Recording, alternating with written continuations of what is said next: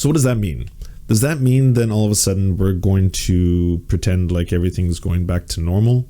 Does that mean that all of a sudden society is going to revert to the olden ways, the good old days, the old, not the new, like the new paradigm, but the old ways, the when everything was perfect, right before the pandemic hit? Because it seems to me that what the pandemic did was it kind of lifted the rock. You know, that metaphor where you lift the log and you see all the insects underneath and the centipedes and the cockroaches and all that kind of stuff. It lifted the rock over the way society is stratified.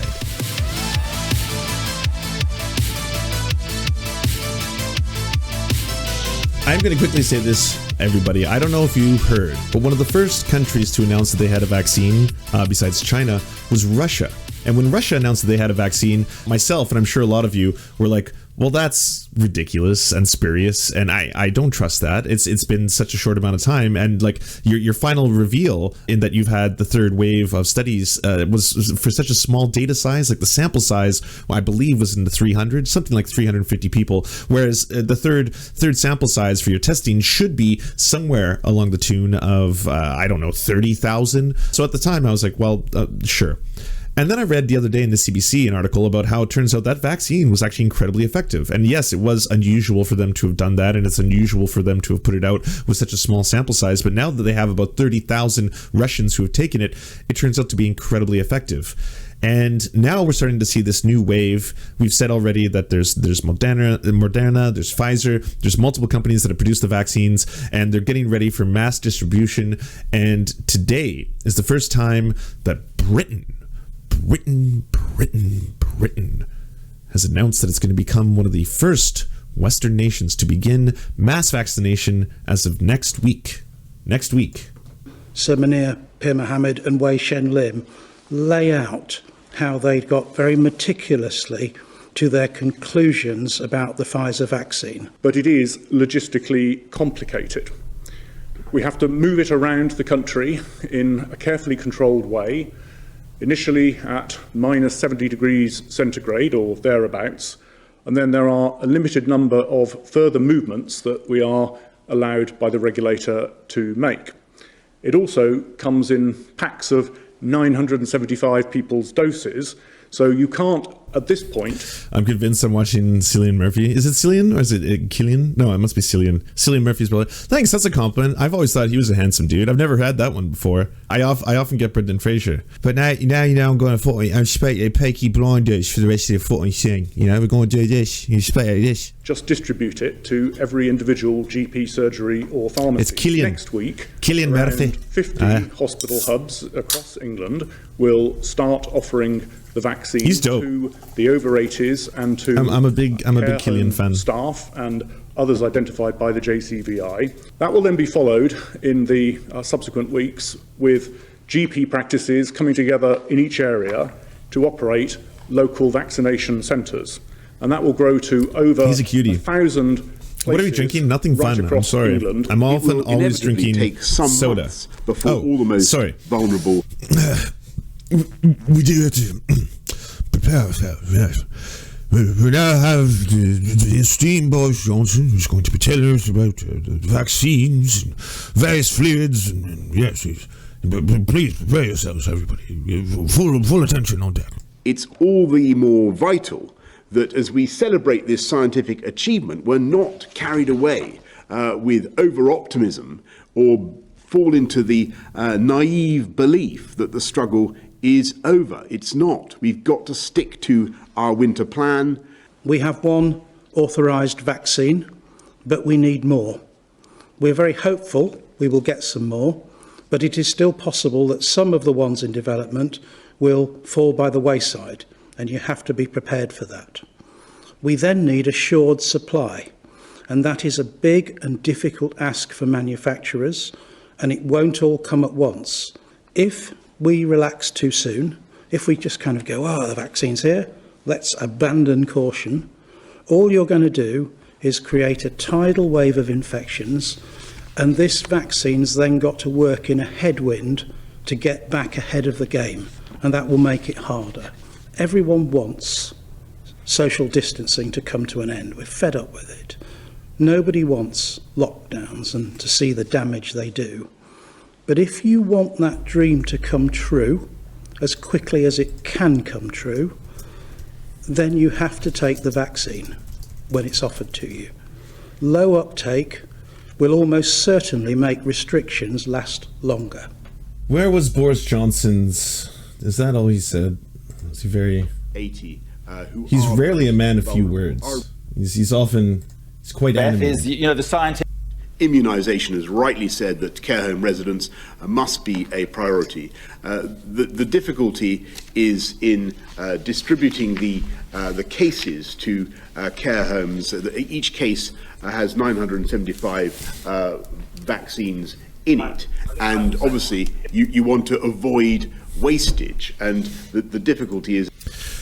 Okay, just one quick thing that I want to say in relation to the vaccine. So we're now entering this phase, and it seems to be that this is going to be the new thing where all these modern, developed countries, as they like to call themselves, are now en masse going to be getting vaccinations. It's going to be starting with Britain, but then very shortly the United States is going to follow suit. Canada will be doing the same, as well as, most of Europe and a lot of other countries. I'm sure once mass vaccination is available, it's going to be commonplace. Now, these vaccines do have very promising results. We're looking at anywhere from 90 to, I believe, 97% effectiveness, especially when the double dose of the vaccine is taken. So this could mean that within the year, if this is mass implemented, you will start to see a definitive change or a turning of the course, if you will, in the battle against COVID, which is something that should be celebrated, because this is something that has obviously ravaged society as a whole. It has destroyed families, countries, economic systems, everything but the stonks, for reasons that they don't want to tell you about, but that's usually because the stonks get a lot of investment from the Federal Reserve in exchange for just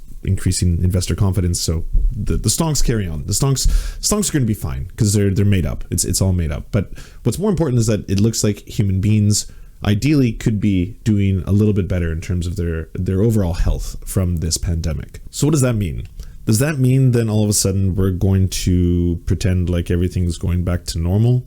Does that mean that all of a sudden society is going to revert to the olden ways, the good old days, the old, not the new, like the new paradigm, but the old ways, the when everything was perfect, right before the pandemic hit? Because it seems to me that what the pandemic did was it kind of lifted the rock. You know, that metaphor where you lift the log and you see all the insects underneath and the centipedes and the cockroaches and all that kind of stuff. It lifted the rock over the way society is stratified. And a lot of people like to point the finger at something like, say, capitalism. But you know how we say that there's class antagonism, that there's a difference between people who have and those who have not, and that the amount of wealth you have can be directly correlated to a whole bunch of other things in your life. We got to experience that on a massive scale. We got to see that happen in real time, where we can now actually point towards the death rates from the pandemic and show you that, yes, we were in fact telling the truth the entire time. So if you look at the people who have been disproportionately dying under this, it happens to be workers, it happens to be Black Americans, Indigenous Americans, Latin Americans, and it happens to be stratified based entirely on their economic advantages. Because if you say came from a family that had money, if you say came from intergenerational wealth, if you had access to healthcare, if you had access to a job that doesn't need you to be a frontline worker, where you don't need to take public transportation, do you have your own car? Do you have the ability to take days off? Do you have the ability to stay at home? Do you have the ability to, say, even wear a mask when you go outside?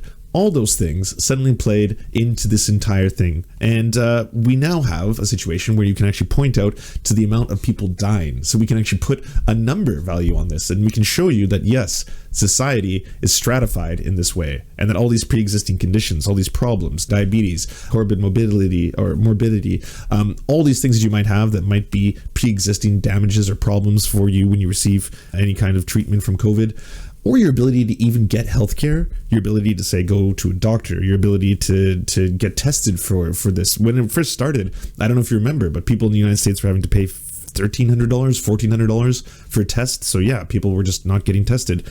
And it's exacerbated to the point now where we find ourselves in this just absolute disaster situation. So I don't think there's any going back to the normal. Even if there is a widespread vaccine that's been distributed, I hope at the very least this has woken a lot of people up to the actual horrors of the modern age, to the inequities that are present within society, and that the richest country in the world, the United States, which ended up having 5% of the world's population, yet 25% of the world's cases and 25% of the world's deaths, isn't there something wrong with that picture? Again, the richest country in the world, the one that is supposed to have, it's always touted by Sean Hannity's and your Glenn Beck's and even your Tim Pool's, that it's the greatest, freest country that ever existed. It's just like, it's the paramount. It's the final boss of countries, the United States, the exceptionalism of the US, the glory of the American empire, the justified glory of the American empire. And that's why it's okay for the United States to invade other countries and bomb other countries, because they're spreading good old-fashioned American freedom. And that's a beautiful thing. And yet, this rich country could not take care of its own when a pandemic hit, could not look after its own when a pandemic hit. In fact, other countries that are less wealthy than the United States, did far better. Countries like Cuba, countries like Vietnam. Oh, the ones that are vilified by the United States, the ones that are the commies, the bad guys, they did way better. And they did it with fractions of less money spent per capita. Even countries that aren't the enemies of the United States, countries like Canada, at least saw fit to give every single citizen a certain amount of money. In Canada, you had a program called CERB, where you get $2,000 a month. No questions asked. I mean, they're going to be asking questions later, but the idea was like, just get it into the hands of citizens. Same thing was available in European countries. Same thing was available in New Zealand. Same thing was available in Australia. In the United States, you got a one-time check for $1,200, and that's it. And then the rest of it was basically libertarianism. Like, just go about your day, get out there. Hopefully you can survive and look after each other. Like, just go look after each other.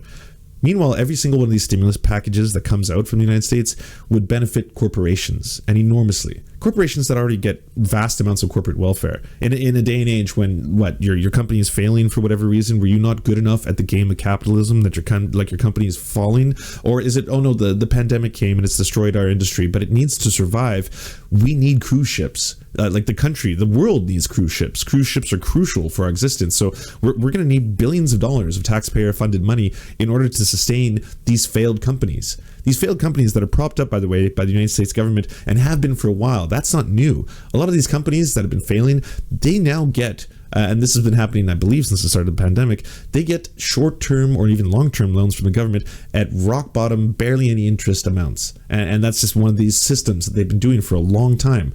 It's keeping these companies afloat, but it's also showing that the system is inherently broken. You're getting these corporations that are now called zombie corporations, in which the company itself is not turning a profit, and it's being sustained entirely on the loans that are required that it has to get from the actual government of the United States. That to me sounds like big government. That sounds like the exact opposite of what all these libertarians want to talk about. If the Federal Reserve is necessary for the upholding and the strengthening of the entire capitalist system in the United States, then something is fundamentally broken. I don't want to go on a huge rant here. I just want to say that there is no going back to the old ways. Even if the pandemic is completely solved, even if we get these vaccines, and even if everything works out, awesome. That's beautiful, because at the end of the day, that should be credit going towards all the people who have worked their asses off for the last year to make that possible. I'm not talking about the giant companies. I'm not talking about Pfizer. I'm talking about all the scientists who were working around the clock, all the people who were funding it. By the way, a lot of the money that came from this were government subsidies. Government subsidies paid by you, not paid by Pfizer. And if it was a corporation that was paying for it, it was doing it for the profit motive. But you, as a citizen, you were pulling money together just by virtue of being an American. That money was then put in through those government grants that are given to these giant programs. That's who should be getting credit. Not the people who want to take credit, not Donald Trump who wants to take credit, not Mike Pence who wants to take credit, not even Pfizer who wants to take credit. No, glory be to Pfizer and all of this. It should be the workers, the people who are dying, again, in the midst of all of this. Hey, we want to mutual aid you to get some eyeballs on your work. So if you have a leftist YouTube channel or Twitch stream or something you want us to advertise, just send us a 20 to 30 second ad using the forums at weareserfs.com. We'll do our best to help you out. And please submit once per channel.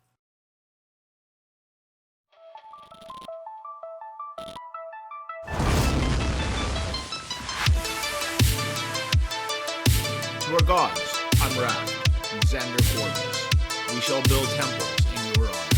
To our monarch, Tom Spiker, we live to do your bidding. To our lords, Jeffrey Lamb, Trevor R., Steven, Nine Tails Cosmic Fox, Han Josephine, Poppy Nelson, Ryan Lubin, Jimothy K. Meeble Beeps Jr.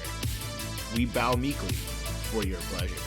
And to our Knights of the Round Table, Josh Mickelson, Dylan Bite, Zach Christensen, Todd Buckingham, Todd Lajeunesse, Political Puppy, Ali Menthal, Jimmy Big Nuts, Andreas Chitoro, Good Poon Hates Cops, That's Solid Poon Then, Dr. Zayas, Joppy, Violent Orchard, Sophie Baby, Jack Darko, Thomas Barrington, J. Fraser Cartwright, Goofalankius, Melissa Murphy, Nicholas Marks, Alexander Thaler, Ramon Acosta, and Ali Retta Jaffer. We salute you. Love you all. Peace.